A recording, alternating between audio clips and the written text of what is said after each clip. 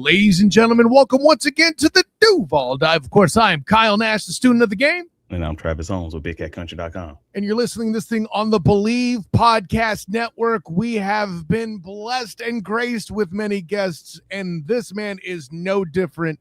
I have been speaking with, crossing proverbial swords with, agreeing with for years this man in various places. At CBS Sports fantasy editor and analyst Brandon Howard in the building. B-How, I promise to keep it to Jaguars talk here. And hopefully I don't fall backwards into talking Dolphins again like we used to do. Back in the day. So listen, let's come right out of the gate here with this one in particular. If I were to say there's an upside on any particular Jaguar in fantasy, to me the answer is Brian Thomas Jr., BTJ, full stop, off the top. Yeah, that would be my answer too. So you feel like he's going to explode this year, or am I going over too far with that? I don't believe you are, especially with Cohen. I think that he's going to have a bounce back year. I look at what's in store, what they have in the backfield with Tuten and with the outside zone that they're going to be doing a lot of, and I feel like with the outside zone and the play action, I feel like they're going to have kind of a good feel with that, and then they're going to go over the top with the play action, and you're going to see Brian Thomas have a pretty good year with that. So I think he's going to get a lot of chunk plays as a result. And, I feel like in fantasy, he's going to be pretty much a stud this year if that goes according to plan. And for the record, I know I mentioned that I would go this direction too. I said this to Travis. I hadn't said it to you yet. But before we get too far into fantasy talk, it's always something I feel compelled to do. B-How, you probably heard me say this before. But the most important thing is the rules to your league before we get started. Absolutely. Can we be clear about that? Know what things are worth.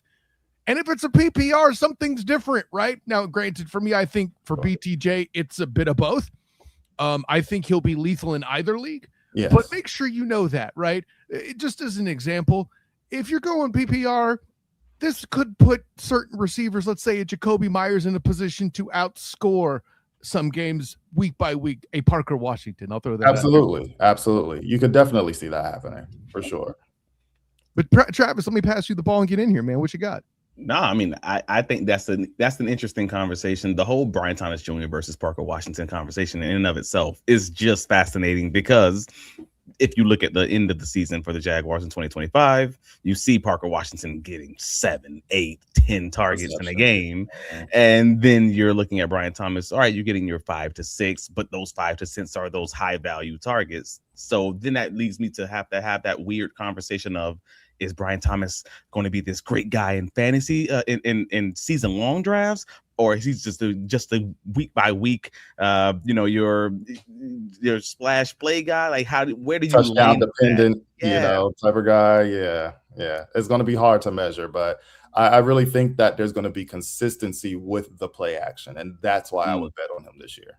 And how much of that is the 13 personnel we keep talking about, right? Like before we got started, and it's not just the Jags, folks. Now, granted, here on the Duval Dive, we've talked about consensus boards and how much that got ticked off. And listen, I'm going to give shouts to JP Acosta again on there for giving us all the recommendation of blocking the term consensus board from our social media. But nonetheless, I have to say this. I do feel like there's an element, and this is where I get a little worried about that coming in. Now, granted, and it would almost be like if last year you drafted De'Ami Brown expecting Liam Cohen to continue to throw screens, and it didn't happen last year. Right. So I'm expecting PTJ to get over the top and do things. If that doesn't happen, or if those are expecting Parker Washington or any of that. That being said, let me flip this on its head, B-How. There are two guys I think 13 personnel might help. And let's go in with Brenton Strange. You and I were talking a little bit before we got on the air. Yes. But with Brenton Strange, him missing time makes this hard to analyze. What do you kind of see here? 100%. It does make it hard to analyze, and we kind of don't know what to anticipate. But I think that with trying to keep things simple, for Trevor Lawrence. I feel like he's, going to continue to be that security blanket when he is in. I think he's going to be the guy that's going to see a lot of targets. You talked about some of the other receivers and the targets that they get. I think he's going to eat up a lot of those as long as he's healthy. So again, it's the type of leagues that you're in. And if you are PPR, I think that, Strange would be a good guy to go with because he's going to get a lot of targets, especially on the underneath stuff. And then that's going to cause some of the everyone to bite up a little bit, and that's going to make things a little bit better for Brian Thomas to make the plays over the top as well. So again, he's going to be that outlet guy, the player that makes things easy for Trevor Lawrence, and I think that he's going to be running free underneath a lot. And then once you get the defense to key on that, then you're going to have Brian Thomas over the top, and those are the two players I feel like that are going to be paying big dividends for fantasy owners this year.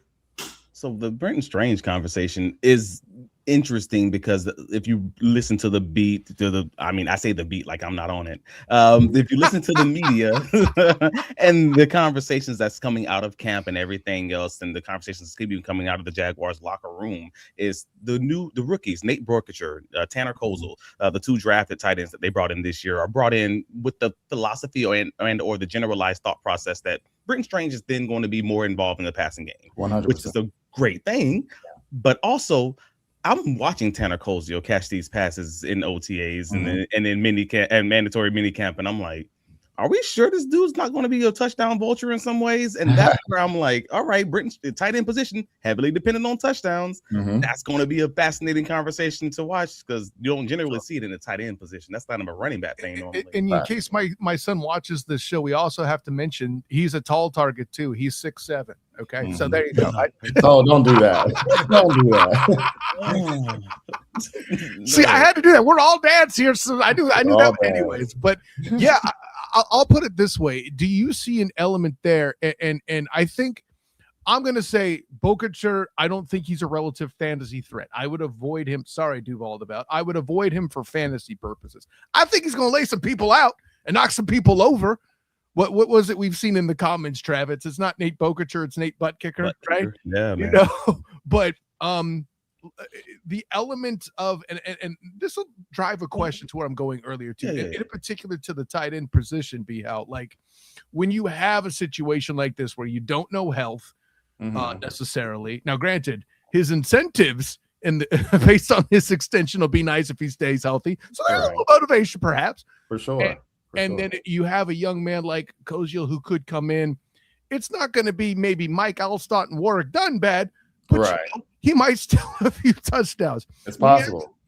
When you have a situation like listen, the one time I played fantasy, I won, but it was against a bunch of band nerds. What do I know? But with the tight end spot being such a unique thing to kind of know where to draft it when, with these uncertainties, is there a place you would draft Brenton Strange? Kind of what round would you think of? Or is it one you wait for later?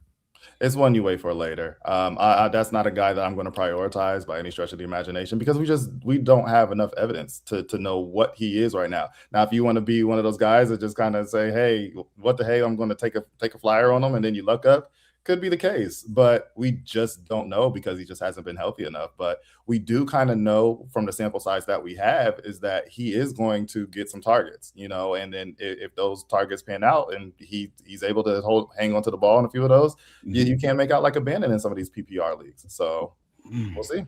We'll see. I mean, as it currently stands, his ADP is all over the place, and I know the drafts are coming up over the next few months, depending on which kind of league you're in. But at the tight end position, generally you have the top guys who might go in the, let's say, second round, realistically, best case scenario, to guys who can be 10th round, 12th round. At that point, these are just flyers that you're taking on the guys. And I think Brenton Strange probably fits right in as one of those top guys you'd want to have on your roster. Absolutely.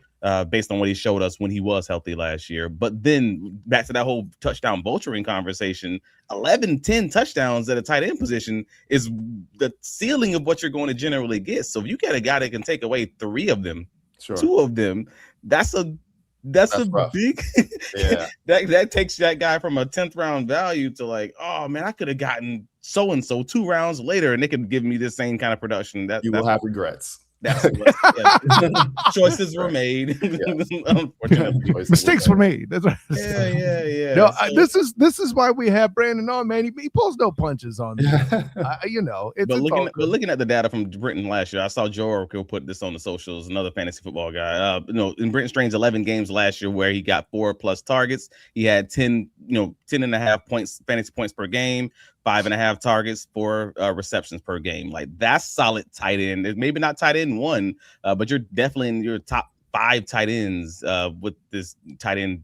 Basically, it's like a desert after those first 3 guys. Mm-hmm. I think that's actually really solid production if he can stay healthy and continue getting that or better than that, if depending on how they're going to use him this year. So I think that's pretty solid production overall. Agreed. So with that in mind, and we talked about the 13 personnel, so I can skip past that comment. But we talked about Brian Thomas Jr. We did. And we didn't talk about, because I wanted to know, Brandon, I need to know your thoughts on which one, like, you like BTJ. Yes. Is BTJ the one in this room that you're prioritizing at his current ADP? I know he's around 70 at this point, and Parker Washington's around 80, and that's a very close range. And I'm just curious, like, you got Jacoby Myers, I mean, even lower than that. And I'm just like, all right, at their value. I'm prioritizing BTJ, and I'm going to tell you why. Because I'm always going to prioritize the home run hitter. Okay. That's typically the guy that you're going to want on your roster. The reason being is there's going to be more of an opportunity that when he's in space or gets into the open field, he's going to take it the distance because he's got that athleticism. So I'm of the mindset of you take game breakers. He's a game breaker, and the way the offense is currently being structured, that's the guy I want on my roster. Yeah, in a world like if you're 1 and 2 are Justin Jefferson and BTJ, you're looking pretty solid. But in a PPR league for like maybe for WR3, see, and this is the thing. That's a good point. And then when you get to WR3, now we're talking about Travis Hunter. So we'll get there as well. So we were about to take it there. Make no mistake. That's another good. That's a whole conversation in and of itself. Travis Hunter. Correct. Yeah, because you got the conversation of how much his snap rate's going to actually be in 2026 versus how much in 2025 was actually like fantasy relevant versus just being relevant to Jacksonville Jaguars fans. Mm-hmm. And there's so many pieces to that. But no, I mean, Kyle, please go ahead. If you don't mind, take that there. Yeah, absolutely. Because the first thing I was going to open with, we were talking about 13 personnel and shouts to Ron Beaudry in the comments and 13 personnel. Who do you think is going to be the wide receiver more often? Now, Travis, you've been around the team more closely in, camp and mini camp and all the things. And if you haven't seen it yet, get a hold of your life. Duval Dive YouTube channel. For the love of Pete, check it out. But with all that, I just said for the love of Pete, deal with it. I'm sorry. White people in y'all phrases get me sometimes. I'm sorry. It's golly. Listen, I had to bring something different to the barbecue. There's no raisins in it. Why are you complaining? Man. I wasn't ready for it. I'm sorry. But that all being said, when they come out in 13 personnel and you have that single receiver, there's talk, I know I would enjoy seeing it, that Travis Hunter would be your receiver out there to bring more legitimacy in the play action. I'm not asking either of you guys to predict that, but when you hear murmurs like that out there, it kind of alters your thinking a bit. Because listen, ever since that Niner game, when he turned the field and changed the game for the Jaguars, I've been impressed, right? And that was before the infamous Chiefs catch and the Rams performance and all that.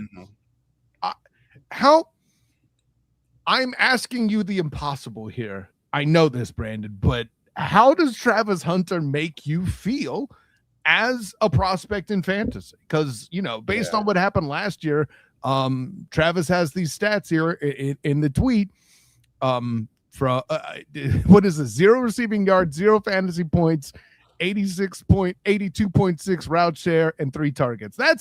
He earned 17 of his 24 fantasy points in the fourth quarter when the Jaguars were down 28-0 against the Rams. Correct. That's the game that everyone points to, the 100-yard game, and then you remember that it was actually in garbage time.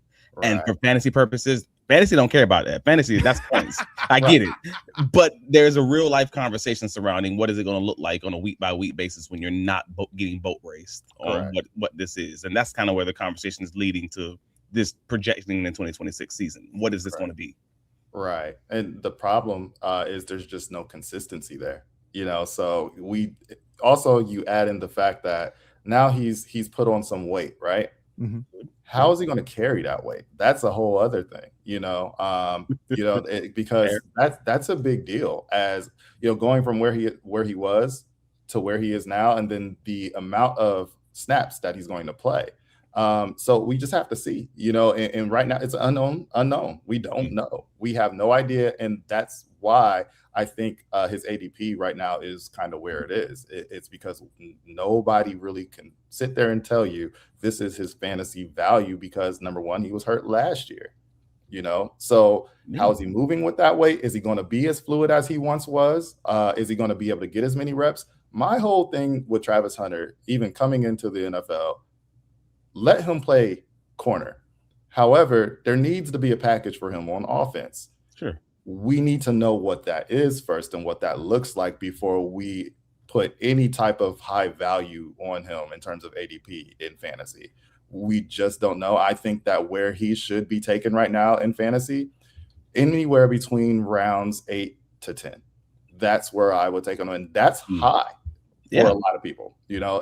So right now, I feel like that's where you kind of just kick the tires on him, maybe, and then see where that nets you and go from there. All right, so he's a lotto ticket. That is what it is. Because when he's going to catch it, he's going to catch it big. You feel like he's going to be one of those. I mean, maybe not the Deshaun Jackson lottery ticket, but lottery ticket, big catches, that kind of thing. Absolutely. A question I meant to ask. Let's jump back to Parker Washington real quick. And I'm always dubious about this in fantasy. We all love home run hitting. Yeah, there we go. There's the man. Shoot, Parker out there somewhere, in the words of the great Travis Etienne, right? Yeah. But among the places he can also be is on special teams. Ever since Dante Hall and Devin Hester were things, which I'm going way back now, right? I'm going full unk on these references, okay? Those pieces, I don't feel like there's a returner that breaks a game like that, and therefore I'm not trying to draft a player considering his special teams contribution. Am I too paranoid? Do I need to loosen that up? Is Parker Washington different in that way? Unless they have that in your rules of your league. I'm actually in 2 leagues that have special team yards in the rules. Thank you for assuming they do, and thank you for reiterating rules, Travis, because I know some people call that defense, and that's absolutely dumb. But some people do it that way, and it's okay. Well, Parker did have 2 touchdowns or 2 punt return touchdowns last season, and he doesn't generally do kick return. So then if you're taking that into consideration, I have to presume that's not a big thing to move the needle, but it's probably got to be considered, no? For sure. Okay. Fair enough. So you got to consider it, but it doesn't move the needle. Quite. Yeah. Okay. But interestingly enough, man, it seems that Vegas is the one that Vegas prefers Parker over everything. I mean, because his receiving line is over, 749 and a half yards is his over under right now. They have Myers at 700 and they have BTJ at 725. So BTJ being, let's say, 25 yards below what Washington's over under for Vegas is. And then Vegas don't mean much of anything. It's just, hey, this is what they say. This is what the actuaries in the dark room, that's what they're putting it at. So overall, I think that's about 9th round and 7th round value difference. But you've already said it. BTJ is the game wrecker. He's the one who takes the top off of defense. That's kind of the one you're going with. Parker, in my humble opinion, yes. Yeah, Parker's dominant, especially if he's going to get the targets that they're talking about getting. But both of is there to that point, there is an opportunity for maybe both of those guys eating. But I don't know I don't know what world exists that all 3 of these guys are going to eat. It just feels like you're probably going to hit on 1, maybe 2 max, and someone's going to be left holding the bag on that 3rd receiver. And that's why I go back to the way that the offense is structured with what Bhayshul Tuten does well, which is outside zone.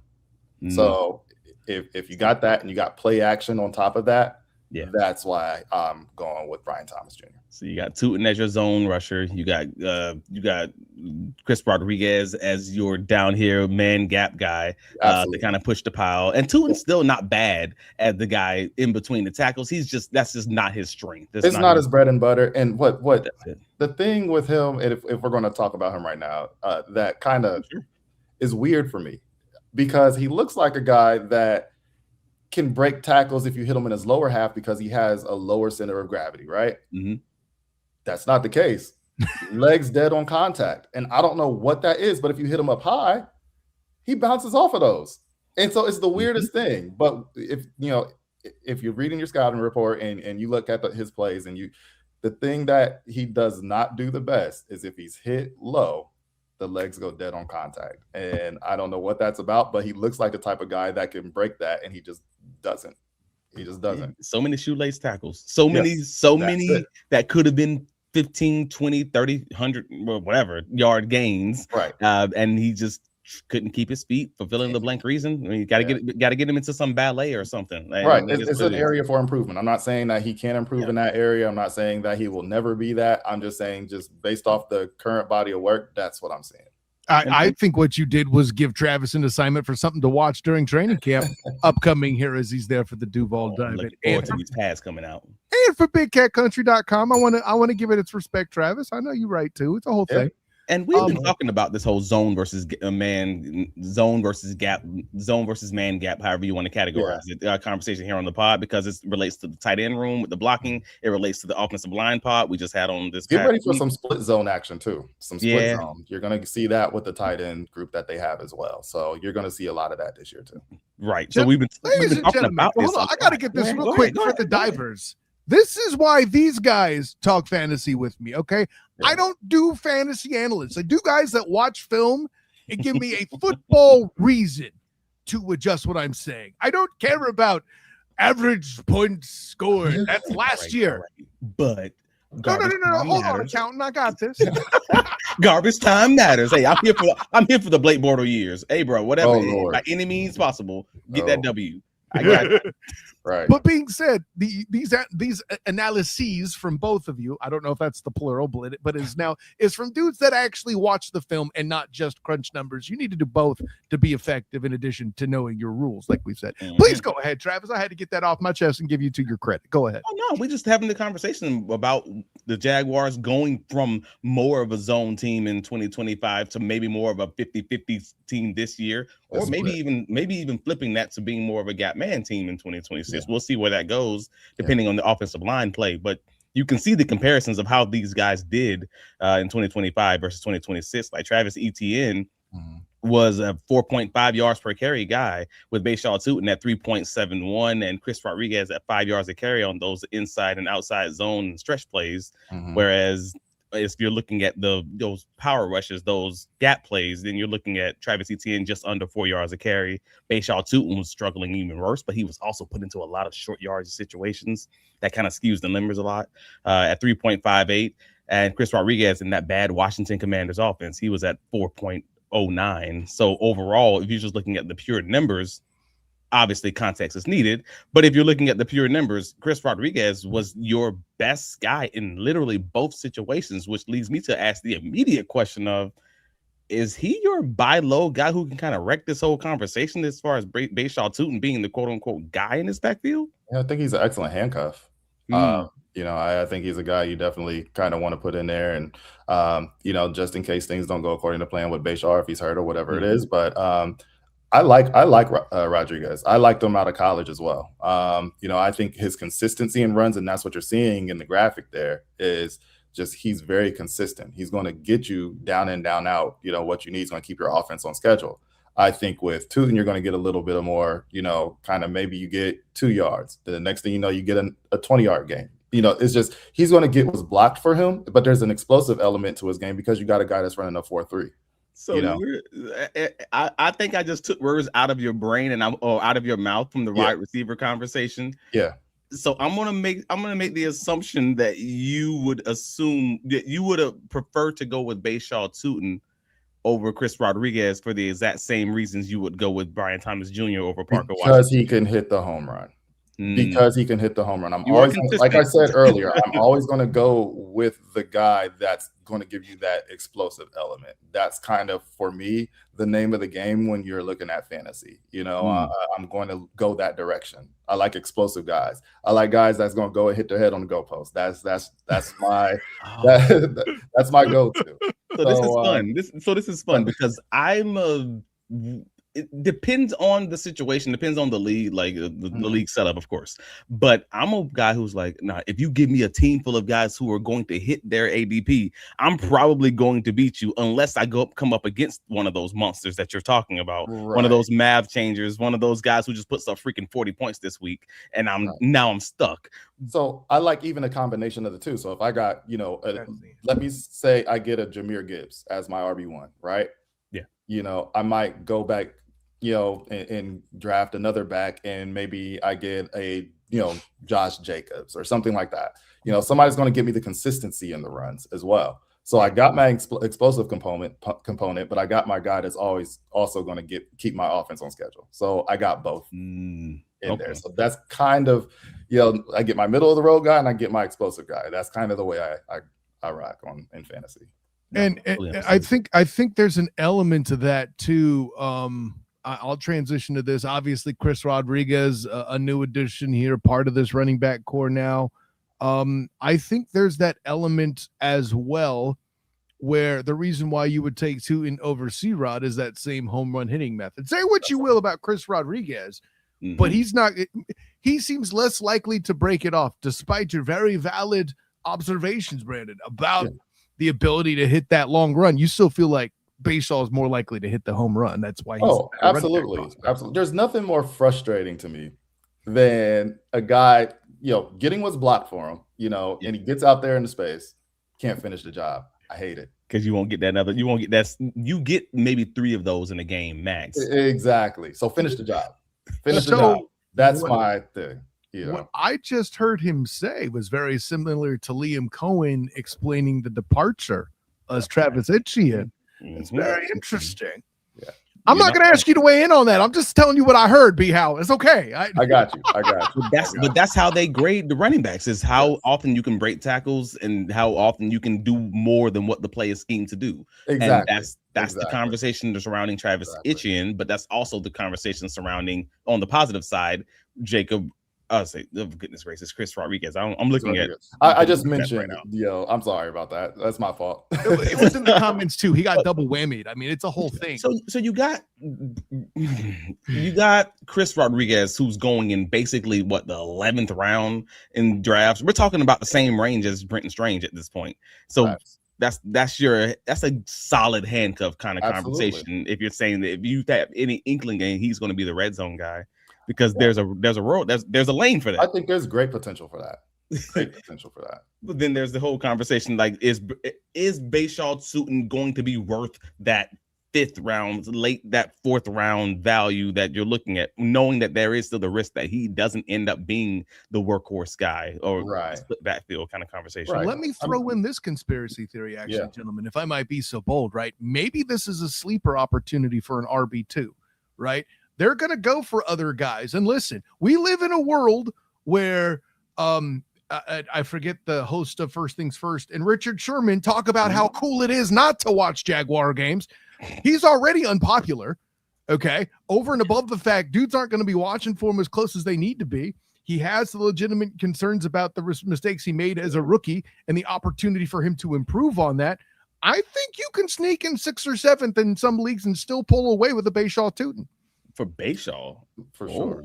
I think you could. I think you could. I mean, it's some of the mock drafts we're doing, in fantasy right now, that's happening. That's happening for sure. So just don't draft with Jaguar fans, is what I'm hearing, y'all. Yeah. If you're drafting with Jaguar fans, there's no world where that man is making it past, 55, 60. That's got to be it. Oh, man.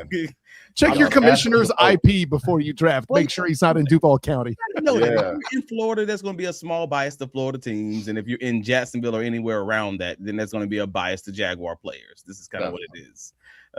So yes, you will get over on the other fans who are in other areas who don't watch Jaguars football. Absolutely. Because a lot of people don't.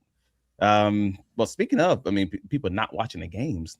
Can we get into the quarterback? I got to get into some of these comments first, man, because there's some electric stuff we got to touch for. There's no. And there's a few things. Robert, I see your one comment about Travis Hunter. We'll get to that a little later, but there was another one that he put in that I want to mention. There's something to say for Travis Hunter knowing the playbook now compared to last year. I think that's worth mentioning. So that's a factor as well I wanted to throw out in part of the analysis. Brandon, I think Jay mentions the point you make here just as well. Not to mention, we have to go elevate accordingly for certain guys, whether it's Travis Hunter getting more involved, whether it's Bhayshul Tuten improving. This is where you decide for your own team where you roll the dice. I think Absolutely. That's an element of what we're putting in here there too. Sure. We mentioned C-Rod as a handcuff here, so we're good on that. Yeah, that's it.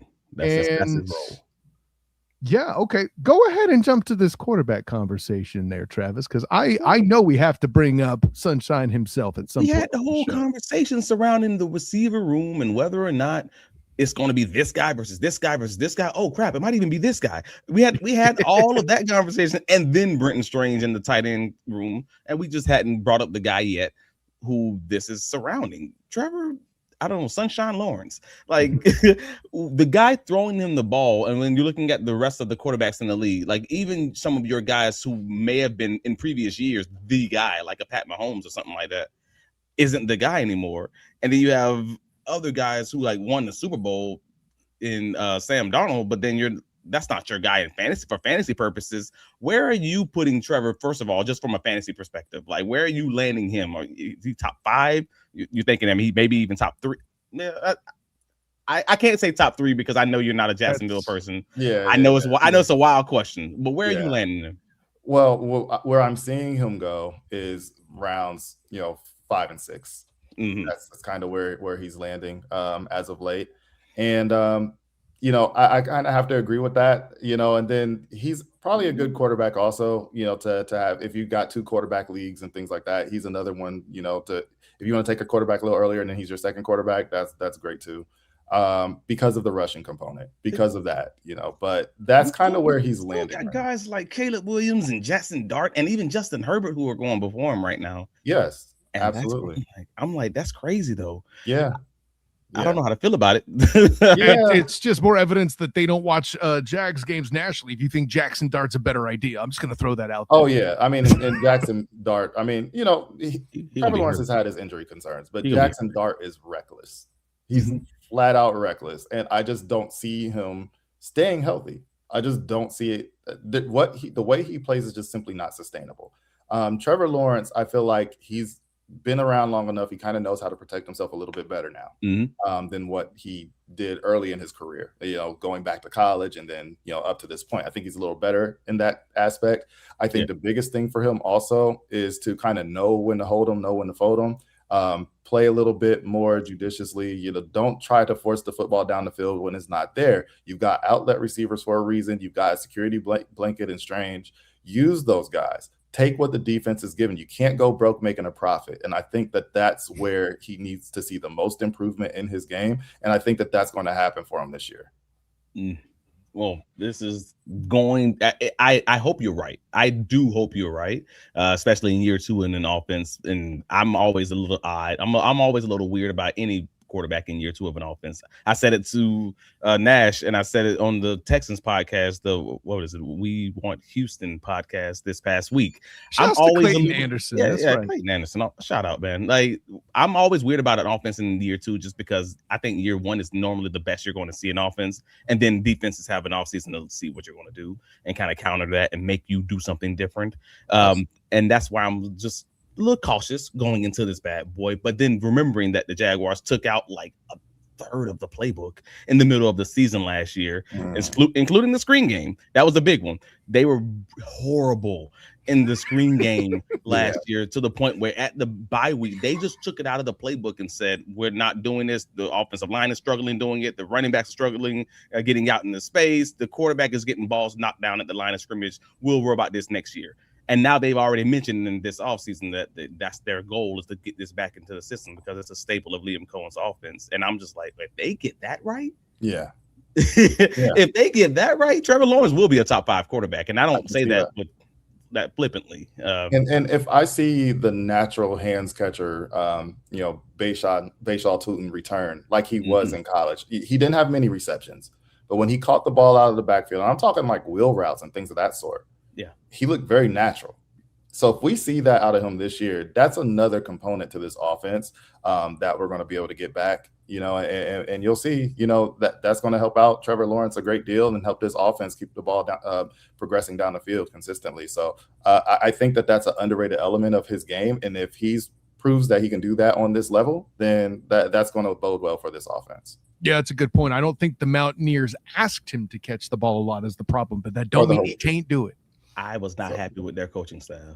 I said it to Jamal St. Cyr when I looked at his film, and I was frustrated looking at the film. Like, what are y'all doing? Yeah, for context, there was no bigger Bhayshul Tuten stand in Duval media than our guy Jamal St. Cyr. He's still doing victory laps. Just so we're at a mile. I mean, we're talking so many months away before the draft, and I was just like, yes, I love his traits, but I hate how they use him so much so that I still have questions on what he's going to be because of how they used him in college. Sure. So I'm looking forward to seeing him have that opportunity, and I still have questions on if he's going to be the guy that you were talking about him being. I do too, breaking those tackles, and then also in the passing game and all of that. Like even one of his most infamous touchdowns in the 2025 season, we now know that it was actually him running the wrong route. He went the wrong way. It was the touchdown. It was a red zone touchdown where it looked, the lineman run a screen to the right. He catches a swing pass to the left and just jukes the guy and hits in the end zone. And then he does the interview after the game saying, "Oh, I actually ran the wrong play." Until he said that, we all thought it was Nelson Munson, the Simpsons. I thought Liam Cohen, I thought he just schemed one up. I'm like, oh, wow. Everybody went one way. He went the other one just to get him in space. Nah, man, he's ran the wrong route and made a play. Let me spring that question from Robert I had ready, because something I'm useless analyzing this part. You are an editor and analyst for a living. I think you can help me here. For defensive fantasy, which I'm still trying to understand how that works exactly. But Travis Hunter for that side, right? The talk is that he's going to be a starting corner. He's going to do the lion's share of his work at corner. How do you feel about him as a defensive fantasy prospect? Yeah. I mean, I think that's the best aspect of his game because of the ball skills he possesses. So I think he's a major, boon in that aspect in terms of fantasy, defensive fantasy for that reason, because give me the guys that can turn the ball over. You can turn the ball over. You can get your hands on the ball on defense. I want that guy, and that's Travis Hunter. And he's shown he can do that in all phases. But if he has more opportunity to specialize on the defensive side of the ball, then yes, that is a major boon for fantasy, for defensive fantasy as well. So I think that would be, he's the guy you want. He's the guy you want out there for that reason, because of the ball skills. Fair enough. Travis, go ahead and spring that last tweet on him when you're ready for the final question here. We had to put you under the spotlight, under the heat lamp, and just see where do you land overall with the Jacksonville Jaguars team? If you got to give us your ranking of which of these players on the Jaguars, like how would you rank them as far as putting them on your roster between Trevor Lawrence, Bhayshul Tuten, Brian Thomas Jr.? I think the word we're using is priority for this, right? How would you prioritize these guys? These top six, reasonably top six players that you're looking at on this roster. Okay. It obviously, depends on the league that you're in. Know your rules. That's right. Tell them, Brandon. Yes. Know your rules. That's the theme of the show. Know your rules, right?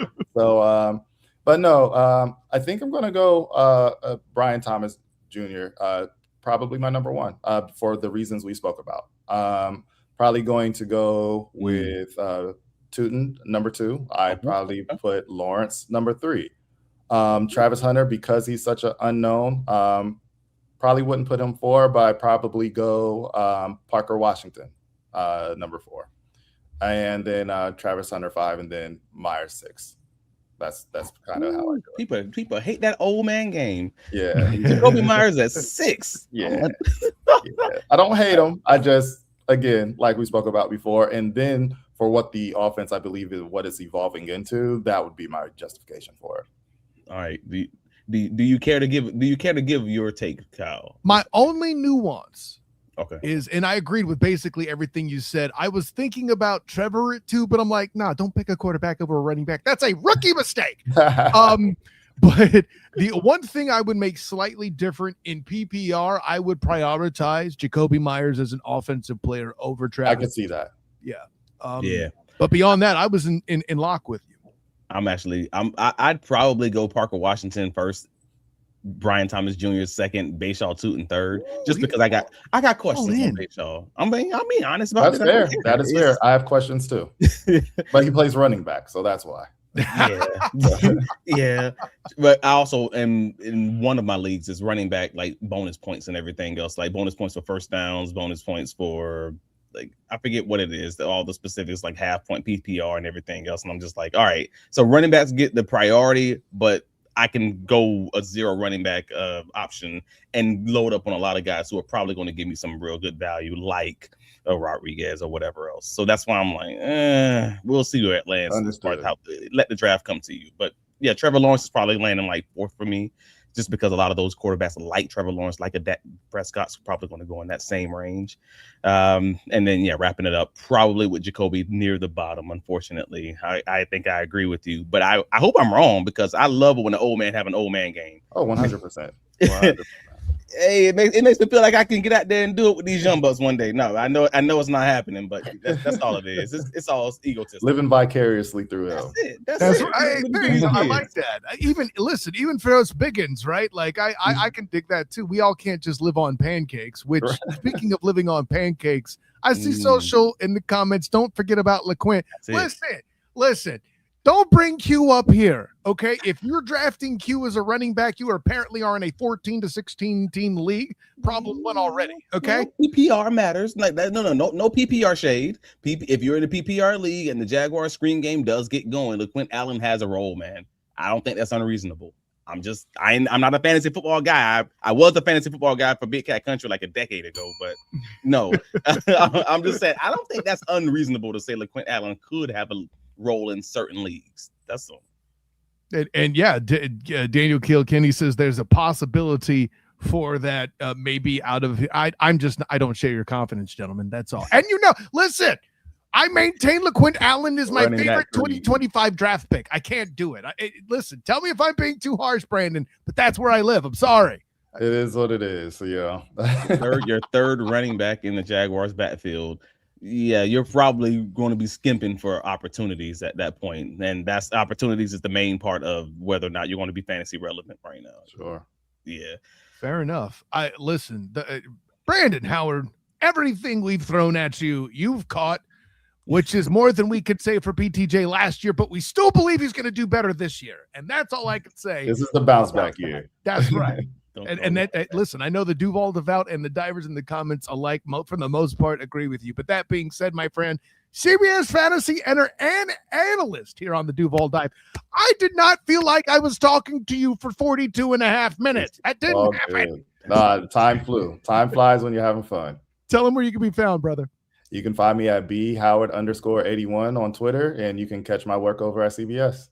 A fantastic follow, make no mistake. Listen, okay, we've got you in here following Emory Hunt and JP Acosta. Finish the triumvirate, get Brandon Howard, and we'll have a conversation about Teron Davenport during the year. I know he's a Titans guy. That's a whole other conversation. No doubt. But let's continue to increase the respect for those that have been in and around stuff I've done in the past. And not everybody knows. I'll give you details. You can DM me. It's okay. But 100%. Thank you so much, Brandon. There will be more if things get confusing, which they often do. Yes. Look forward to it. This won't be the last time. I'll see you guys again soon, I'm sure. Yes, sir. All right, man. Great stuff. All righty. Travis, tell the world. I mean, you guys already know, bigcatcountry.com. Support local journalism. Always going to tell folks to support guys on the ground. And I'm saying that's whether or not it's me, that's whether or not it's any of the other guys who are the local beat, your local podcasters, etc. Because at the end of the day, it's Duval versus all y'all, which means support those guys who support your team at all times. I'm not here. No shade against the national media. No shade against the national media. B-How was covering the Dolphins first as a local dude. Let's not act like that. All right. That's okay. Fair. That's fair. I just want to make sure it's no shade. I'm just no. I'm not taking it that way at all. I understand. I definitely understand. You got to get it in. But no, bigcatcountry.com, Travis D. Holmes on all the socials. please like and subscribe to if you guys on the YouTube side, please click that like button. There's what do they say? There's like 10 of y'all out there slacking. We see y'all. Thank you, Dan. First of all, Dan out there watching close. Hit that like button, man. But if you're on the audio side, please follow, rate and review us. It helps us out tremendously. It costs you nothing. On the YouTube side, click that like button, hype button. It helps small YouTube accounts that's less than 500,000 subscribers grow. So yeah, that gets us paid. So we appreciate you. And yeah, if you are on Big Cat Country, click the like button. Have your local librarian read the articles. We are #team. Click the link. If you can't read, that's fine. Click the link. We appreciate that anyways. What they say, we like to change that. We like to change. We like donations that clink, but we love the donations that fold. Yeah, it's fine. Just get it done, man. We appreciate y'all. I don't know about people folding digital donations. That's a hell of a sight in itself. Hey, man, but I know what you're referencing. It's still fun. Zell me. We'll get it done. Zell me. Let them know where you can be found. We don't mind the ones that are cash apps, but we prefer the ones that's That's Zell.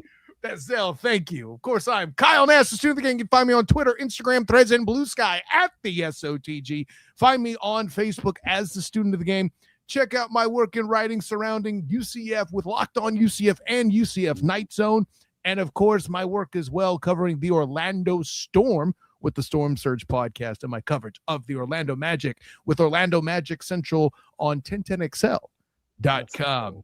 So, gosh, with all that being said, who said fantasies are boring? Not in this house. For the incomparable Brandon Howard, for my personal champion, Travis D. Holmes, for this comment section, I'm glad I didn't bring a match. It's already lit.